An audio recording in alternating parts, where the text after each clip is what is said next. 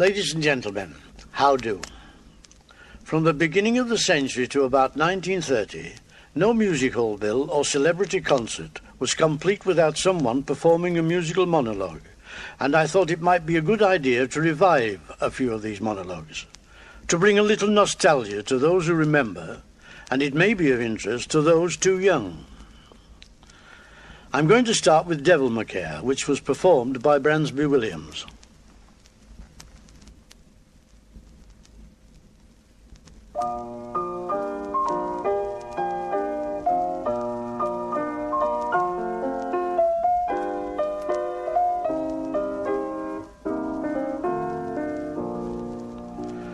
Fly, if you see me in the street. Leave me to drift, turning aside if by chance we meet. Pray that the end comes swift. Once I was spick and span like you, had money and all to spare. Do you remember me? Yes, you do. Dear old Devil Makia. Devil Makia, who paid your debts when you'd gone the pace too fast. Devil Makia, who the world forgets, but Devil Makia to the last. Some of you tell today with pride, I brag of it here and there, how you scattered the pavement side by side with dashing Devil Makia. Oh, you were plucky enough in the days gone by, but you haven't the saving grace to look me boldly in the eye. If you meet me face to face, not that I want it, heaven knows. Shabby with wear and tear, little remains now, I suppose, of what once was Devil Makia. How do I live? Well, never mind. That's a secret I can keep. I manage a sort of a meal to find and a place where I crawl to sleep. To sleep and see in a fitful dream the wraith of a face once fair, and a woman's eyes whose tender gleam once dazzled old Devil Makia. To wake and to wonder what might have been had the game been fairly played, and wearily fumble with the tangled skein that a woman's fingers made. We waltzed together the night we met. 'Twas an Indian summer night. I gazed my fill in her eyes deep set, and her soul seemed pure and white. But everyone told me she was false, and by heaven I proved it well. We danced the devil's eternal waltz that spans the brink of hell. Till I reeled from the verge with a heart that broke, and pockets with nothing in.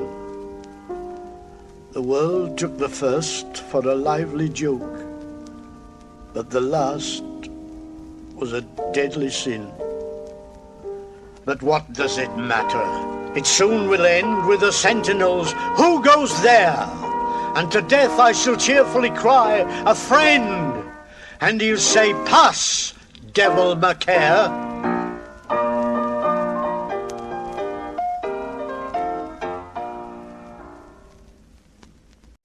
And now we're going to try to change the mood a little with the number, The Girl on the Stairs.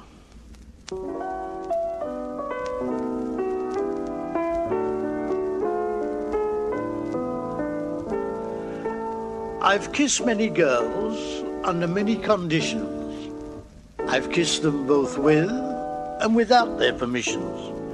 But never a one for a moment compares with the girl that I kissed in the dark on the stairs. It was just round the corner, a sudden sharp turning. They'd kindly forgotten to leave a light burning. We met with a bump, both taken unawares. Somehow or other, we kissed on the stairs. Was she fair? Was she dark? Was she mistress or maid? An innocent schoolgirl, a heartbreaking jade? I've never discovered. But who on earth cares? Enough that we met and we kissed on the stairs. She didn't say yes, and she didn't say no, but she clung pretty close and she didn't let go. Now the lover who wins is the lover who dares. So I kissed her again, on the lips and the stairs. Her lips were so soft, and her skin, oh, so creamy, while as to her eyes, well, I'll bet they were dreamy.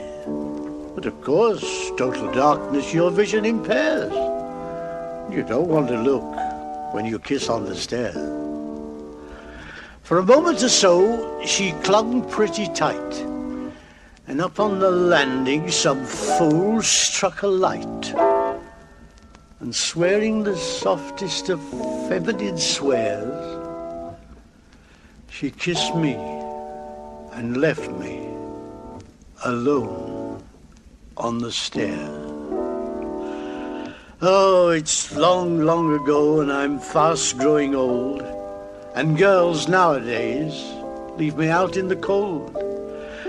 So I just close my eyes to such mundane affairs and fancy I'm kissing that girl on the stairs.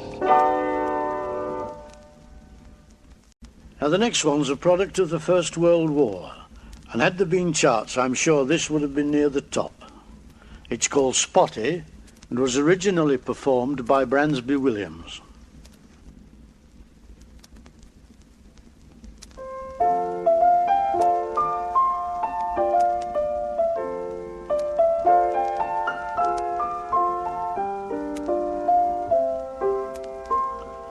Spotty was my chum, he was, a ginger-heady bloke, an everlasting gas bag and as stubborn as a moke. He gave us all the hump, he did, afore he come to war, sporting all his bits of French, what no one asked him for. He says to me, old son, he says, you won't stand half a chance when I gets in conversation with them demoiselles of France. I said to him, you close your face. He said, all right, mate, bonsoir. Don't hurt yourself, mon cher ami. So long. Au revoir. Well, when we got our marching orders, you can bet we wasn't slow a singing Tipperary, it's a long, long way to go. And on the transport, how he swanked it with his parley-vooing airs. I nearly knocked his head off, 'cause he said I'd mauled him mares. And when we landed, what a beano. How the Frenchies laughed and cried. And I seed old Spotty swelling, fit to burst himself with pride. He was a-blowing of them kisses and shouting Vive la France, till the sergeant major copped him. Then he said, quelle mauvaise chance. But they didn't keep us waiting. Where we went, nobody knows. And it wasn't like the fighting what you sees in picture shows. We days of hell together, till they told us to retire. Then Spotty's flow of language set the water carts on fire. Him and me was very lucky, 'cause 2/3 of us were dead, with the greasy black Mariahs and their shrapnel overhead. And every time they missed us when the fire was murderous hot, old Spotty says, encore, encore. That's French for rotten shot. And then at last there came a time, we got 'em on the go. Him and me was fighting at a little place called Mo, a lying down together in a hole dug with our hands. You gets it quick and sudden if you moves about or stands.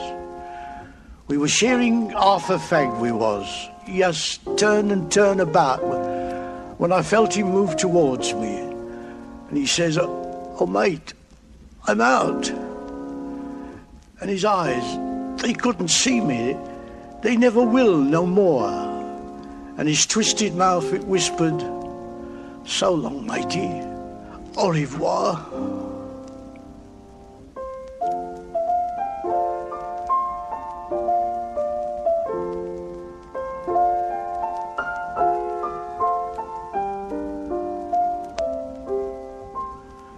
There's no one quite the same to me, 'cause him and me was pals. And if I could only have him with me now, you could keep your fancy gals. But whatever place he's gone to, I don't ask nothing more, but to line up with him later. So long, Spotty. Au revoir.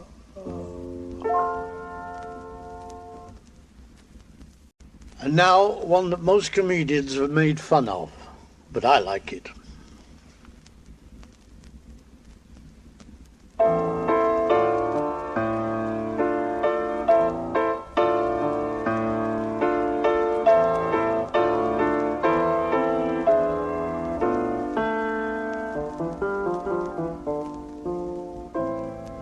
There's a one-eyed yellow idol to the north of Kathmandu. There's a little marble cross beneath the town. There's a broken-hearted woman tends the grave of mad Kuru, and the yellow god forever gazes down. He was known as Mad Kuru by the subs at Kathmandu. He was hotter than they felt inclined to tell, but for all his foolish pranks, he was worshipped in the ranks. And the colonel's daughter smiled on him as well. He had loved her all along with the passion of the strong, and the fact that she loved him was plain to all.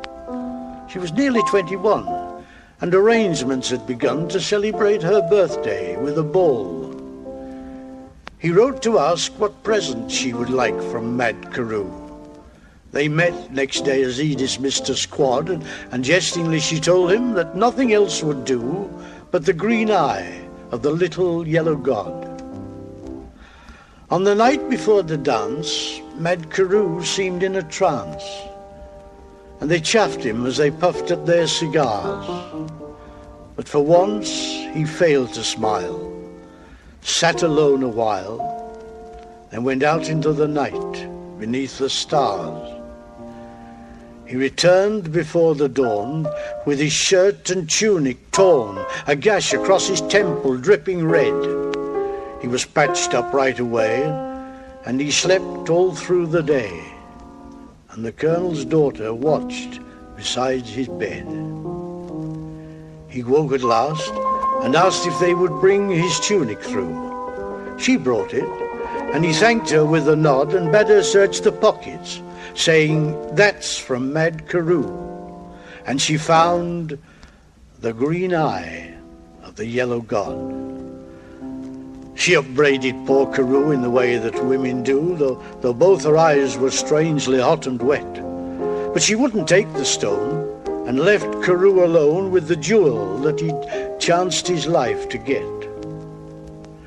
When the ball was at its height on that still and tropic night, she thought of him, and hastened to his room. And as she crossed the barrack square, she could hear the dreamy air of a waltz tune softly stealing through the gloom.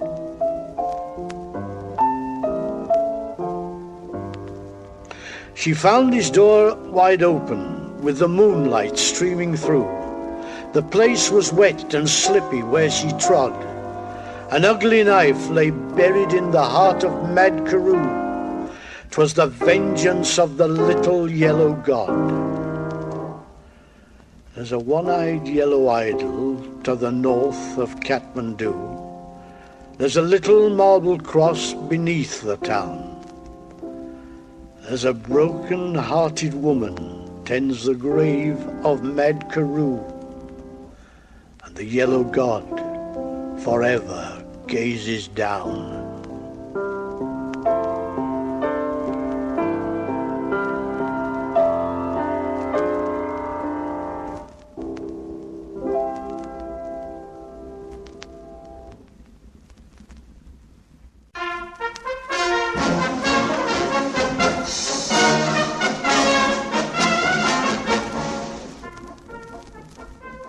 Ben Jonson weren't the sort of chap as usually had to explain why and wherefores to his wife. But he got a job convincing he weren't drunk one night when he got home 'bout his top set of teeth. "Gone down a grid," who says. "Whatever were you doing?" "I was doing no tea-lists. I just coughed and they jumped out of my mouth." "Well, that's a rare douche as how," his wife answered.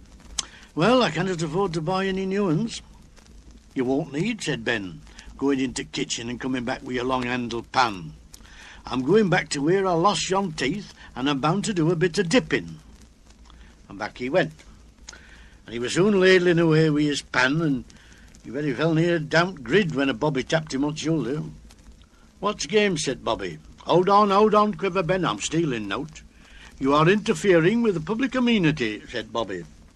"Look, I've lost my top set of teeth down this grid," explained Ben, "and I'm trying to get 'em back." Constable gasped when he see pile of muck that Ben had tipped onto the flags. "This will not do," he said firmly. "Stop at once, or it will be my duty to report you for causing a public nuisance." "What about me teeth?" spluttered Ben. "You will have to find other means of recovering your property," answered Bobby. "Now, off you go." "Well, I don't know. What's next move?" his wife asked him when he told the tale. "Well, there's not but one man as can delve in yon grid without any bother," Ben answered, "and that man's Jack Fenwick. It's part of his job emptying grids. I'll go and have a word with him in the morning." Well, the following day, Ben scuttled down to Jack Fenwick's house. Jack listened to his tale and said he'd do out as he could. "But where did you lose him?" he questioned. "About middle of Limeside Road," answered Ben. "Hey, hold on a bit, said Jack. "If there's lost him in Limeside Road, there's getting a bigger problem on the hands than what I can solve." "How's that?" mumbled Ben. "Well, it's like this," said Jack. "There's happened heard nought about it, but council have been trying out a newfangled contraption. It's like a suction pump, you know. They just put the pipe down, pumps it into its inside.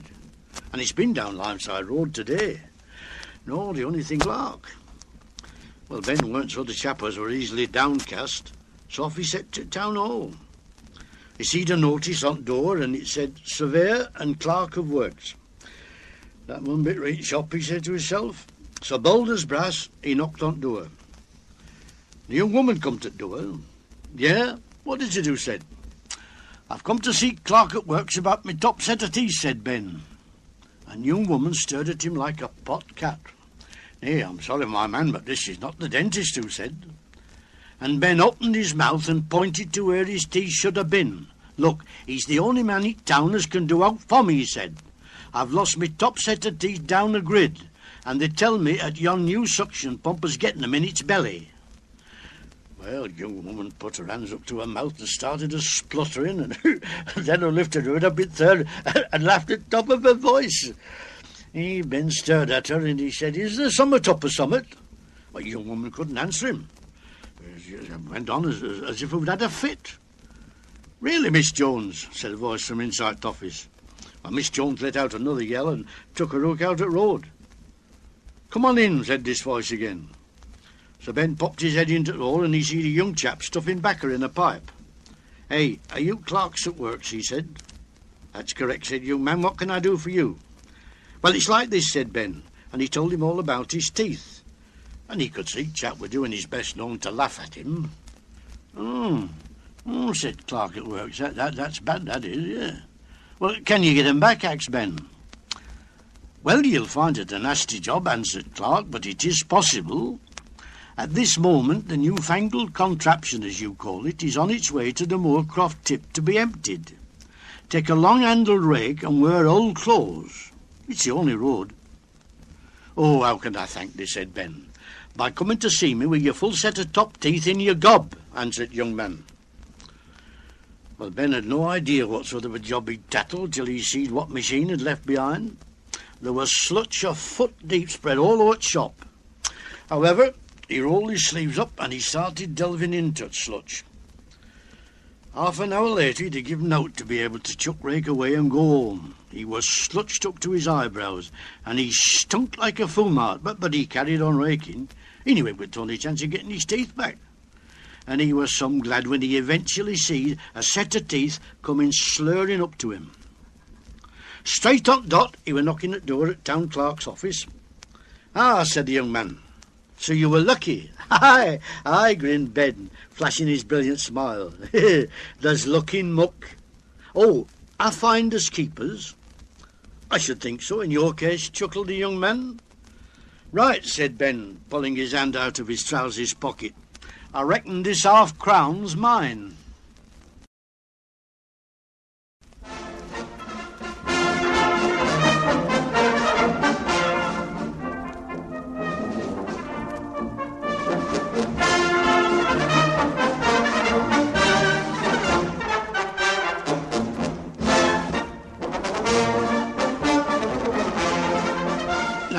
when Jack Pickford courted Mary Claxton, they'd every intention of looking round for a little house of their own and settling down like other newlywed couples. But Mary's mother asked 'em to go and live with her. You see, Mary was youngest of a family of 7, and by the time she started making plans to get married herself, who were the only one left at home. All her brothers and sisters had married and were scattered far and wide, and Mrs. Claxton didn't like the thoughts of being left there by herself. Nay, it looks a bit daft going and living somewhere else when you can come and live with me, you said. Jack's not struck with the idea, sighed Mary. I know he isn't, answered her mother with a sigh, and I know why. You sound very sure, said Mary. Thou knows as well as I do he thinks I'm too bossy, said Mrs. Claxton. Well, you do shove and push a bit, don't you, mother, smiled Mary. Mrs. Claxton sighed again. Anybody who's had to live with thy father has soon found out why I had to push and shove. He were like a little lad, it tells he. He left everything to me. And I've getting that used to going head first in for what I want that I can't get out at habit. Pushing and shoving don't describe it, grumbled Jack when Mary told him what her mother had said. It was like a blooming bulldozer shoving everything out of a road. Nay, I'll have to cower down a bit if I'm going living there. Give her a chance, Jack pleaded Mary. Her heart's it right shop. So Jack bowed down to what fate had in store for him, but like he told Mary, if who starts trying and shoving me around, he'll soon have me off her doorstep. But surprisingly enough, they get on like a house afire. Mrs. Claxton were glad of the company and did her best known to interfere, and it give Jack and Mary a chance to save their brass.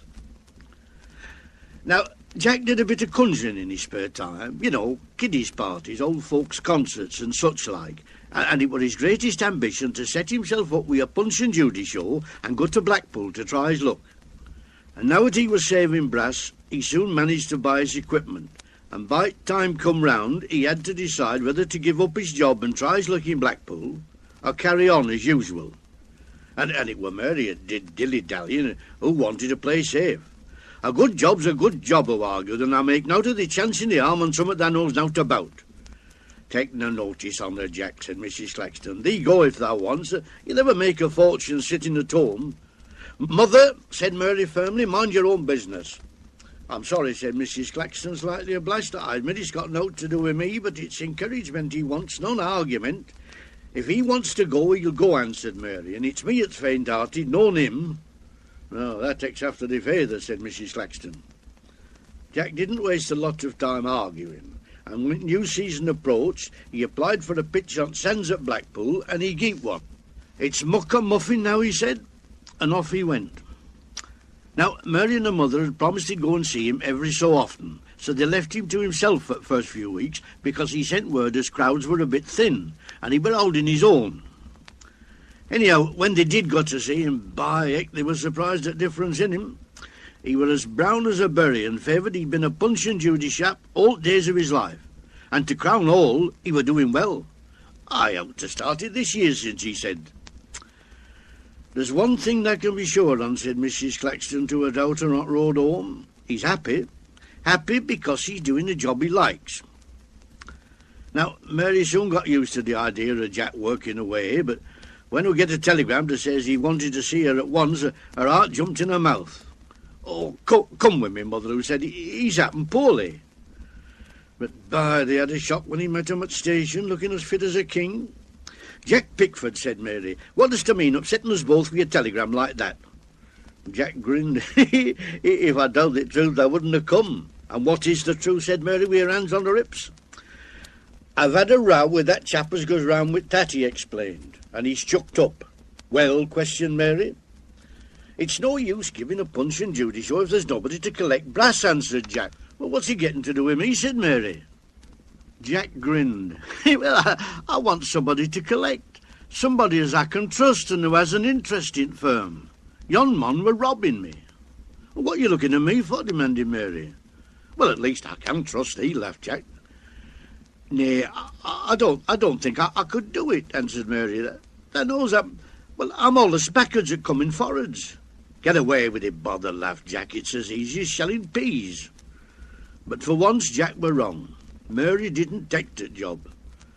who were too shy and who let folks walk away about shaking bag under their noses. "We cannot carry on like this," said Jack when he counted a collection. "Well, you're bound to have me bankrupt. 2 and 2pence, and I usually get a quid." "Siddy," said Mrs. Claxton, "I don't want to interfere, but why don't you let me have a do?" "Nay, mother," said Mary, "you're too old for that sort of work." "Well, I may be old, but my spirit's bold," answered Mrs. Claxton. "What about it, Jack?" "Have a go if you think you can do it," answered Jack. "You cannot do worse to her." So at next performance, while Jack banged his puppets about and squawked away, Mrs. Claxton waved her bag under folks' noses. And who were in her element? Thank you, who shouted, shoving a road through crowd. Mary stood helpless watching her. "Don't forget Punch and Judy, man," shouted her mother, just catching the chap and his wife and 3 kids creeping away. Chap looked a bit shamefaced and dropped a shilling in her bag. Thank you, beamed Mrs. Claxton. And when show were over, Jack counted brass and he were grinning all round his face. £2 6 shillings, he said. "By God, that's best do we've had up to now. This is a place where pushing and shoving pays dividends."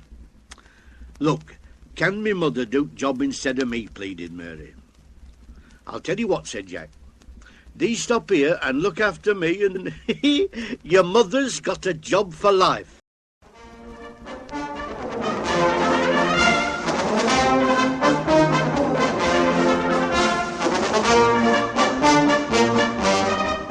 Joe Jackson wasn't a bad sort of chap in his own way.